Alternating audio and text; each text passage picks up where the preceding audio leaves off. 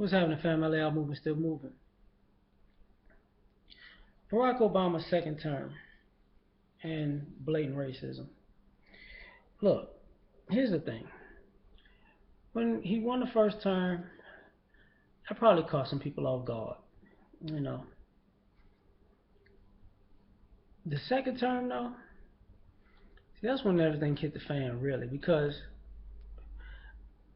for the most part, it it opened up some eyes to a few things. One is, if we're 12% of the population as black people, right, and 90, close to 98, 99% of us voted, okay, that 90% of people, basically, the majority of us voted him into the White House, which I beg to differ.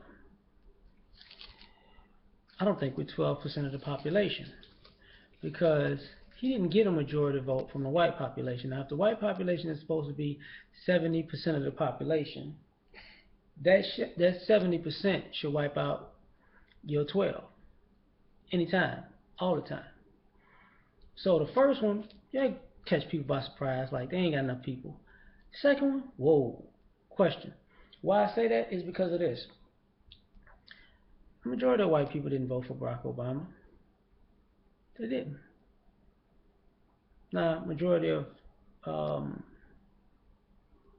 maybe a majority of Asians may have. I don't think so though. Majority of maybe Hispanics did. Could be.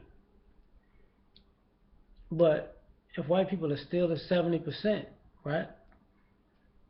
Then everybody else will be, because the Asian population ain't as big as people say, so they say. The Hispanic population is big, so they say. That's still roughly 40%. You know what I'm saying? 40 loses to 70 is simple math. Here's the problem though. And they say the gay population or the women population. I don't count those two populations of him voting, because let's be perfectly honest.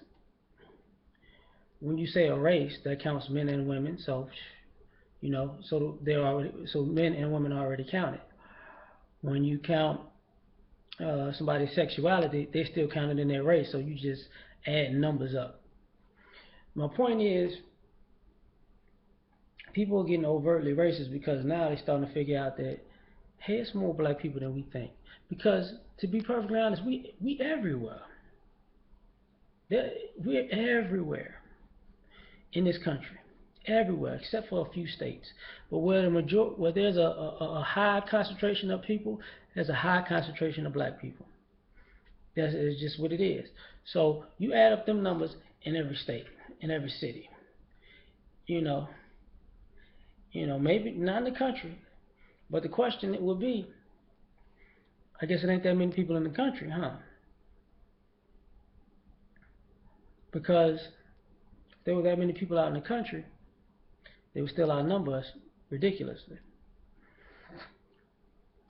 So what I'm saying is, just think about your numbers, our numbers. See, people constantly messing with us, this, and that. And think about everybody else's numbers, because I said this before, being white is an inflated number. Let me tell you why. Nobody even knows what white is anymore. People lump themselves into being white to get privileges on a piece of paper. And at the same token, if you do a census test or fill out an application for something,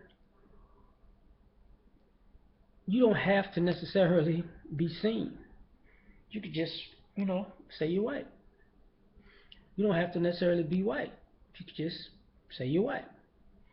Italians, white, supposedly white, but historically not white. White when convenient. They have some Hispanics.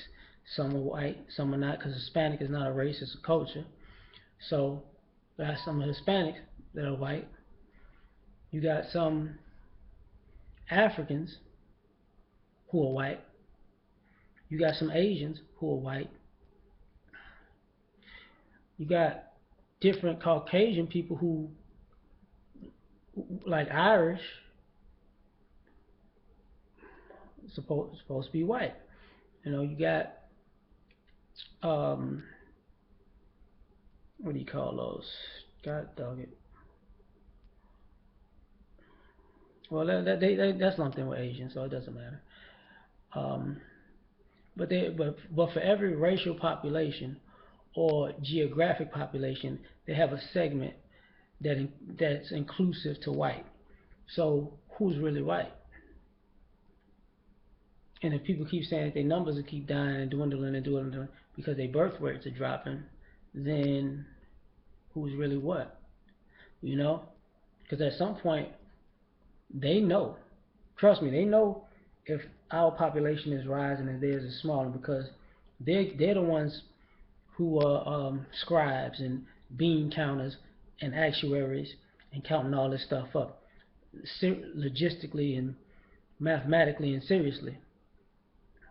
But we're not getting all that information. So if we're a bigger population than we think, we have to do it by looking around, by our own common sense. And the question has to be asked, well, if that's the case, is it a fear of, because you can't be scared of Barack Obama being elected again, or are people scared that we might start voting for people in 90% rates and there will be no more core American redneck population that will be able to control things? I think that's the bigger fear. I'm just saying. Peace.